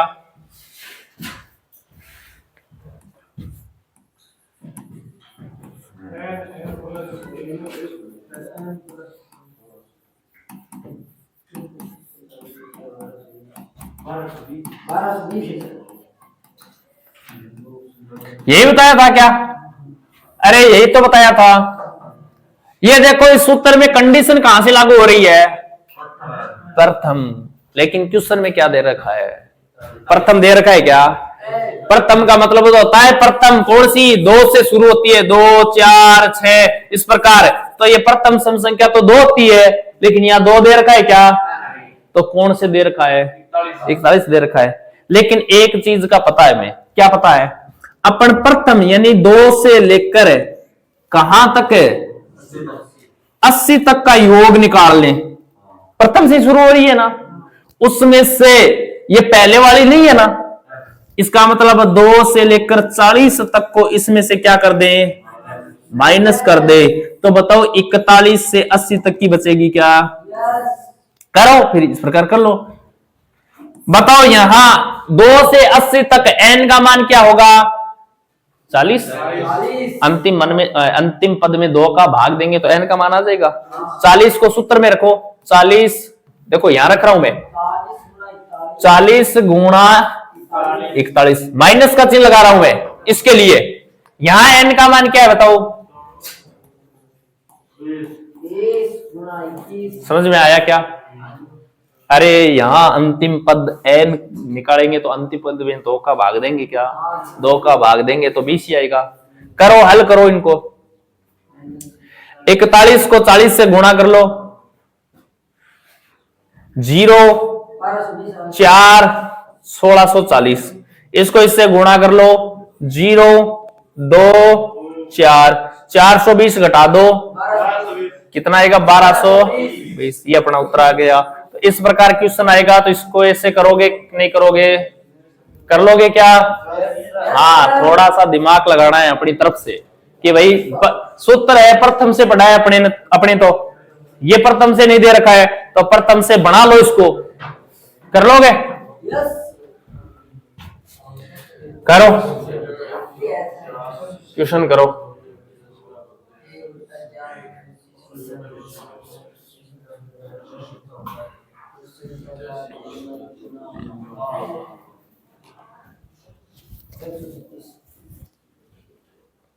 करो। किसी संख्या के 1/4 में उसी संख्या को जोड़ने पर 85 प्राप्त होता है तो उस संख्या का 2 गुना कितना होगा? बताओ संख्या का पता है क्या? संख्या का पता नहीं है, ये तो बोल रहा है किसी संख्या। अरे कौन सी संख्या? किसी संख्या। अपन को क्या पता कौन सी संख्या? मैंने बोल दिया वो संख्या क्या थी? x थी। किसी संख्या के 1/4 में क्या?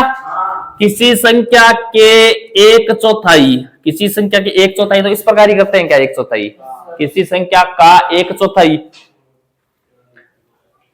में उसी संख्या को तो किसी संख्या के 1/4 में उसी संख्या को जोड़ेंगे तो वो संख्या क्या है? x ही तो है। उस संख्या को वापस जोड़ दिया। किसी संख्या के 1/4 में उस संख्या को जोड़ने पर क्या प्राप्त होता है? 85। अब बताओ यहां से x का मान निकाल सकते हो क्या? निकल जाएगा। सही बट्टा की जोड़ करो। देखो ये x/4 प्लस का x इक्वल टू 85 तो है। ये x को 1 से गुणा कर दिया मैंने। अब देखो सही बट्टा की जोड़ करो। ये 4 इधर जाएगा, गुणा होगा क्या? अरे 4 यहां जाकर गुणा होगा क्या? 4x और 1x है 5x बटा इक्वल टू 85। अरे सही बट्टा की जोड़ की है और कुछ नहीं किया। 5x का मान निकालेंगे तो 85 है और ये 4 आगे जाएगा तो गुणा होगा क्या? गुणा कर देखो 5 के पहाड़े से 85 कट रहा है क्या? कितनी बार है? 17 बार है। 17 5 है 85। x का मान निकालें तो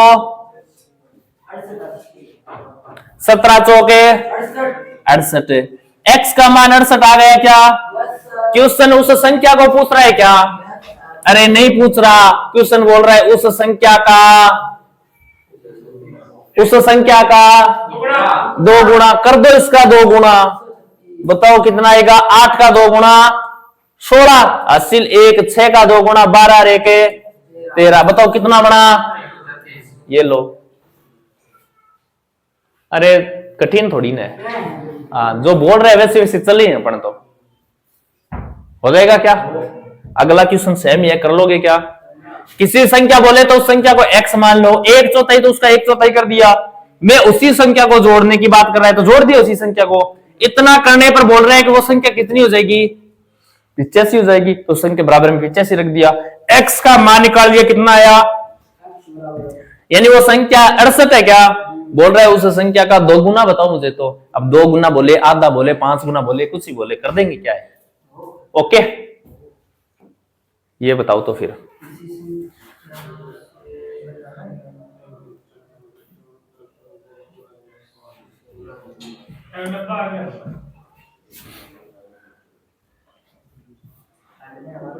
ऑप्शन से भी कर सकते हैं ऐसे क्वेश्चनों को। पिछले वाले क्वेश्चन को ऑप्शन से कर सकते हैं। संख्या का 2 गुना, यानी ऑप्शन उठाते कोई, पहले उसका आधा करते अपन, ठीक है ना। उसका आधा करते तो उस संख्या का 1/4 और वो संख्या जोड़ते हैं, देखते 85 कब बनता।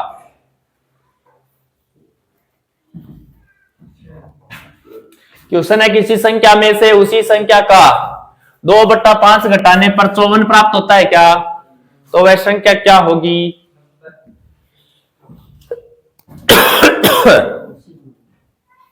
किसी संख्या में से उसी संख्या का क्या घटा रहे हैं, 2/5 क्या, अरे घटा लो, उसी संख्या का 2/5 है।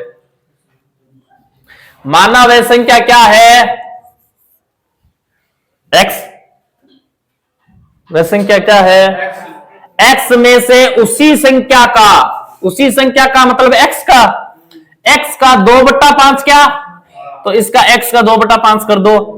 किसी संख्या में से उसी संख्या का 2/5 घटाने पर है, घटा दिया क्या, घटाने पर क्या प्राप्त हो रहा है, 54 प्राप्त हो रहा है। अरे अब x का मान निकाल लोगे क्या, अब x का मान निकाल लोगे क्या। क्वेश्चन बोल रहा है किसी संख्या में से उसी संख्या का 2/5 घटाने पर क्या प्राप्त होता है, x minus 2x/5 equal to 54। ये x गुणा 2/5 है, इसको 2x/5 लिख दिया मैंने। 5 को x से गुणा करेंगे तो 5x में से 2x घटाएंगे तो ऊपर बचेगा 3x और नीचे क्या बचेगा, और बराबर में क्या है 54। ठीक है भाई साहब, 3x का मान निकालेंगे तो बताओ 54 गुणा ये 5 बट्टा वाला आगे जाएगा तो क्या होगा, गुणा हो जाएगा। 3 के पाड़े से 54 कट रहा है क्या, कितनी बार है, 18 बार। 18 × 3 = 54 लिए लो। x का मान निकालते हैं तो 18 को 5 से गुणा करेंगे क्या, कितना आएगा। क्वेश्चन बोल रहा है वह संख्या क्या है, 90 है। हो जाएगा क्या, हो जाएगा क्या। ऑप्शन से कैसे करेंगे देखो एक बार। जैसे अपन ने ले लिया कि वह संख्या क्या है, अरे जो संख्या किसी संख्या, तो वह संख्या इन चारों में से ही है। वो मैंने बोल दिया भाई वो संख्या 30 हो सकती है पहले, ठीक है 30 ले लिया। किसी संख्या, वो संख्या 30 है। मैं उसी संख्या का 2/5 क्या, उसी संख्या में इस संख्या का 2/5 ऐड करो। 5 के पाड़े से ये 6 बार, 6 गुणा 2 12, 30 और 12 कितना हुआ 42। क्वेश्चन तो कह रहा है कि ये करने पर प्राप्त क्या होना चाहिए, 54। प्राप्त हो रहा है क्या, नहीं हो रहा। तो ऑप्शन नंबर 1 है। 2 नंबर उठाओ भाई, 90 उठा लो। 90 का 2/5 भाग क्या, 90 का 2/5 भाग क्या प्राप्त होना चाहिए, 54। करो इसको हल करो। 5 के पाड़े से ये 18 बार क्या, 5 के पाड़े से 18 बार, 18 दूनी 36। यार 2/5 घटाने पर है यार, यहां भी देखो माइनस होगा और यहां भी माइनस होगा, घटाने के लिए बोल रहा है। तो ये तो ऐसे ही नहीं होगा क्योंकि 30 से कम चला जाएगा, 30 से ऑलरेडी कम चला जाएगा, वैसे ही नहीं होगा ये तो। 90 माइनस 18 गुणा 2 36। 90 में से 36 घटाओ भैया, कितना आ रहा है 54। अरे घटाने के लिए बोल रहा है, ये देखो घटाने पर है तो प्लस क्यों लगाएं, माइनस ही लगाएंगे। तो बताओ 90 से 54 प्राप्त हो गया क्या, तो 54 प्राप्त होने के लिए बोल रहा है, तो ऑप्शन अपना सही हो गया यहाँ पर। ये आगे चेक ही नहीं करना। कर लोगे क्या? ये करो तो फिर कर लोगे तो।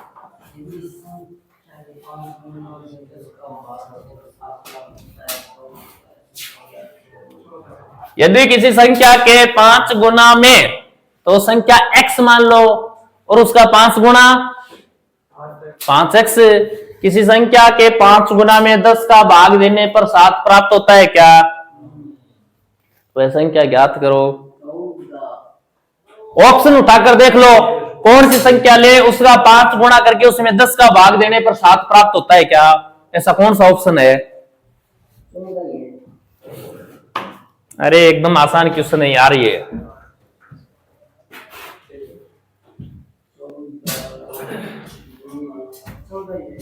क्या है?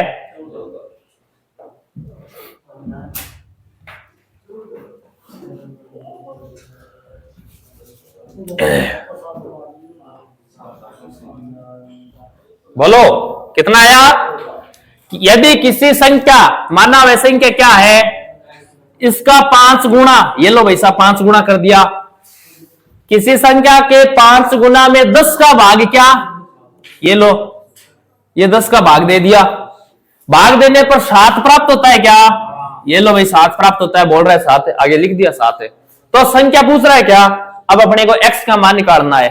देखो 5 के पहाड़े से 10 है, अब x का मान निकालेंगे तो ये 2 आगे जाके गुणा हो जाएगा, 14 आ गया क्या? ऑप्शन से कर सकते हैं क्या? कर सकते हैं। यदि किसी संख्या के 5 गुणा में 10 का भाग देने पर, 5 गुणा में 10 का भाग देने पर क्या प्राप्त होना चाहिए? तो वह संख्या मान लो 14 है, इसका 5 गुना और 5 गुणा करके उसमें 10 का भाग दो, और देखो 7 प्राप्त हो रहा है क्या? ये 2 बार, ये 7 बार, भाई 7 प्राप्त हो रहा है। तो अपना ऑप्शन ये सही है। कर लोगे क्या? कर लोगे तो ये करो फिर।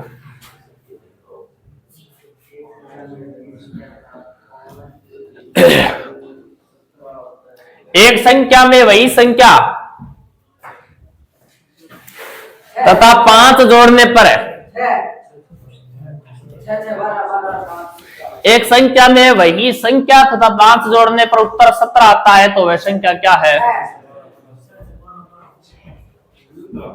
बोलो करना क्या है? किसी संख्या, एक संख्या पता नहीं क्या है संख्या, किसी संख्या में वह संख्या, किसी संख्या में वही संख्या तथा 5 जोड़ने पर, जोड़ दिया क्या?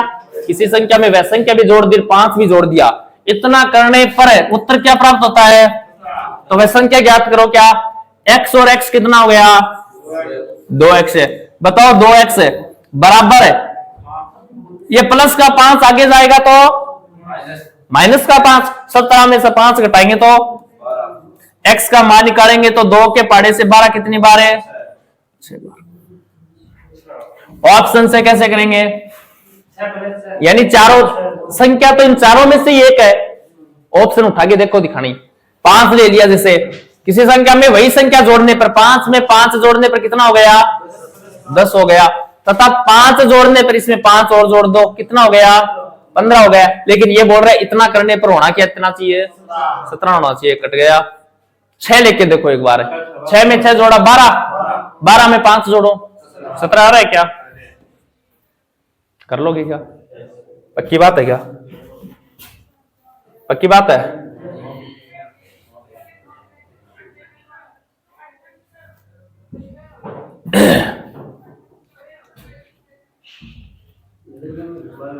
तो इसका जो बचा हुआ पोर्शन है ना, वो अपन कल पढ़ने वाले हैं। कब पढ़ने वाले हैं? हाँ, नंबर सिस्टम बड़ा टॉपिक है, इसके कुछ क्वेश्चंस हमने किए हैं। इसके बचे हुए टाइप्स है ना, इकाई अंक ज्ञात कैसे किया जाता है, ठीक है ना, इस प्रकार के क्वेश्चन और भी क्वेश्चन है इसमें, वो हम कल पढ़ेंगे। आज के लिए इतना ही। जय हिंद, जय भारत।